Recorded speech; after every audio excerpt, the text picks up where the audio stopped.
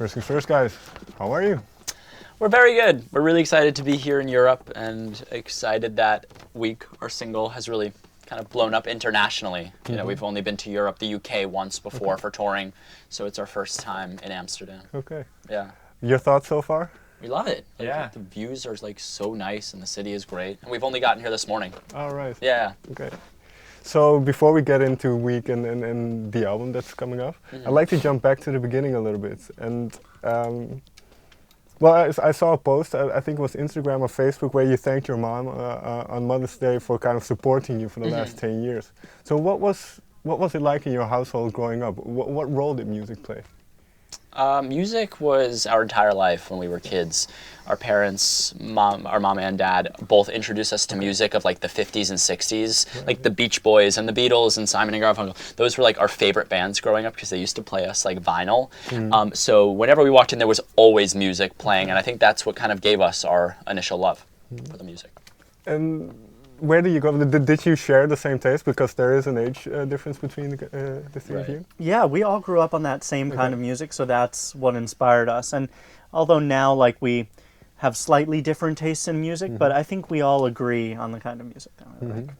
And then, as well, I mentioned the sport. In what way did your parents support you? Was it kind of stimulating the creative side of you, or? Yeah, I think they really wanted us to follow what we were passionate about as opposed to what was practical. I think a lot of parents are like, go be, I'm not even going to name a job, but a job that's more practical than what they truly love, just because it'll make money. Our parents were never really like that. They were like, you need to explore what really makes you happy, and then the money will come. So who was the first one to pick up an instrument? The first one, was it? Yeah. Who took like piano You with lessons piano? first? Yeah. Yeah, I think Adam. Yeah. Piano lessons weren't my favorite. I don't think they were anybody's favorite. Yeah, we took piano lessons, and then we all gave up because we didn't like being taught. And then we came back to it at some point because we enjoyed writing the music so much more than learning other people's music. Yeah, and then I think most of the instruments that we play now are self-taught. Yeah. Like we just figured out how to play them ourselves.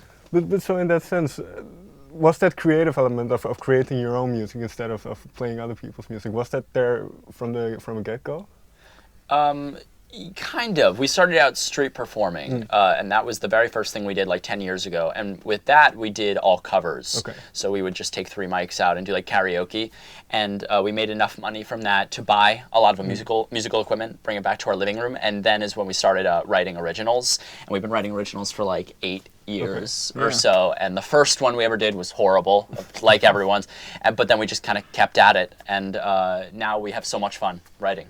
I want to mention that time that you performed in the streets. Yeah. What is the one thing, and it's difficult to whittle it down to one, but what is one thing that you took away from that period and performing in front of people in that way?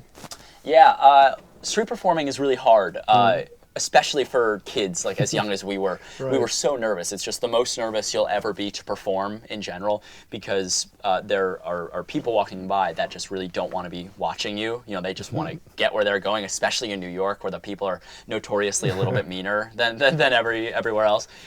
So it really prepared us for shows that we do today because I was saying that there's like a big difference between people that really don't want to watch you and people that are paying money to come see you. So now that we have those kinds of fans, it's just such a breeze. It's like so much fun, Is there a memory that sticks out from those days? From street performing? Something that happened? Yeah, the good ones were like, wow, we made a lot of money. Like we used to do pretty well. I think it was because I was young, though, and people thought it was like cute that I was like dancing around. So they're like, yeah. But there were some bad ones. Like people would sometimes like put rocks in our hat and like kind of try to take the microphones from us. Some people are very strange, And then you mentioned that the first couple of songs that you wrote weren't as good in hindsight. So how come, or how long did it take for you to write something that you were proud of, or you think, okay, Oh, wow. That we were proud of, yeah. I think that we were really, I feel like we were proud of our music every step of the way. That's not saying that it was good, but at the time we were proud of it. But I think the first song that we really can look back on and say, wow, that was unique, that was original, was our song I'm Ready, which we did about 4 years ago. That was our very first single that actually kind of blew up or over in the United States. Yeah, because I think like when you're a band, you could go about writing songs two ways. You can either get big writers to write your stuff for you or write with you, like you could get a Max Martin or Sia or something to almost sometimes like artificially morph you into a songwriter, or you can put in the years and get good on your own. And that's how we did it. That's how we decided to do it. So it took like a good 7 years before we wrote a song that we thought was really like special. And it was very much, like you mentioned, a DIY attitude of kind of keeping it to yourself. So was that creative control in a sense as well? Was that part of it? Yeah, totally. I feel like with this project, we have so many ideas for all different parts of it. Most of our music videos, we come up with the ideas and even shoot it, and he edits it. The album art, we come up with the concepts, and the music, the production, everything about it, down to our social media. It's us posting everything, and a lot of artists now have like their label posting for them.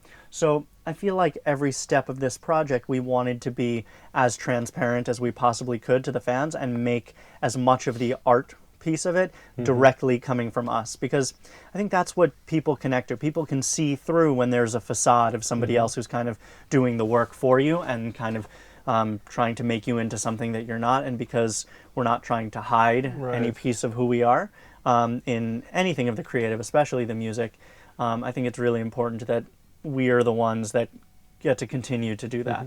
Have you heard from fans that kind of appreciate the way that you do it? Yeah, I think so. And I mean, the lyrics too are also something that's really important, because if we feel that fans can connect to the stories and the lyrical meaning behind the songs and even can kind of pull their own interpretations out of them, that helps them connect more to the band. But we're seeing it as we're growing. More and more people come to us and tell us these personal stories of how they're relating to experiences that we've had, especially through the music. And I wrote a couple of lyrics down, so we can talk about them Sure. in a minute. Well, one of them, it's kind of going back, but you mentioned that you grew up on Disney. Yeah. And one thing that strikes me about your music is, regardless of what you're talking about, there is a sense of optimism in the music. So is that important? Is that... Yeah, it's essential, I think, for us. And for music in general, I think a lot of the music nowadays is a little bit darker. And I think that the greatest thing about music is the emotion that you can get from a great song. And there's no greater high, I think, than getting a happy emotion from a song, than listening to a song and being like, oh, I'm so enjoying this. I'm going to have a great day today. So in every song, even if the concept is a little bit on the darker side, we try to keep some more positive elements to it. That's Turning Out, though, that's the song that's from. That line, I grew up on Disney, but this don't feel like Disney. We're huge fans of Disney, and we try to kind of encompass like the vibe of Disney in our music with like the strings and sort of the melodies. We pay a little bit of homage to it. The album art.